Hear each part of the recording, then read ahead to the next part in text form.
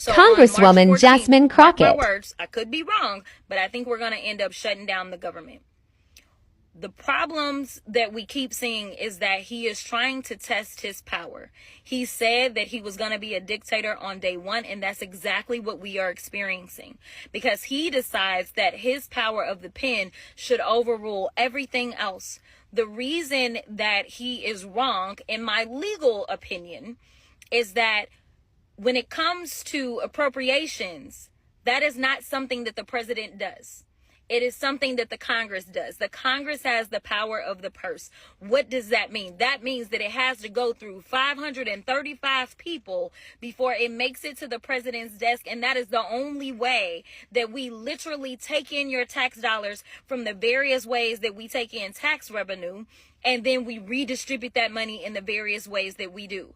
That has to go through Congress. He unilaterally believes that he can, with the stroke of a pen, say, never mind, we're going to undo that. A couple of issues with that. Number one, we have the power of the purse, not the president. Number two, that has already been signed into law. We have organizations that are relying on us. They have made contracts based on that. And so I personally think those organizations need to jump into some of this litigation, because they are relying to their detriment on what we promised them.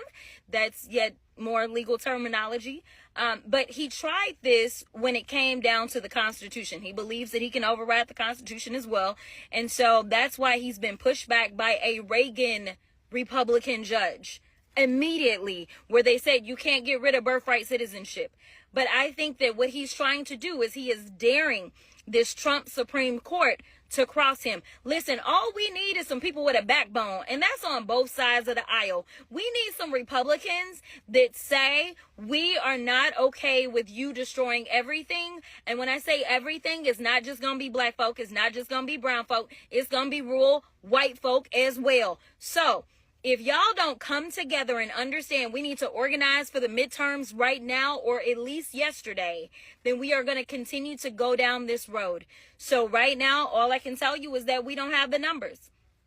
I'm going to do everything that I can to say the Democrats need to stand together, and we need not give them anything. Because if they are not promising to do right by us, not to mention, even if we engage in negotiations, if he feels like he can just go ahead and take all the Democratic priorities out of whatever, then we also are going to be losing. So right now, I know everybody is panicked. I know everyone is upset, and I completely understand.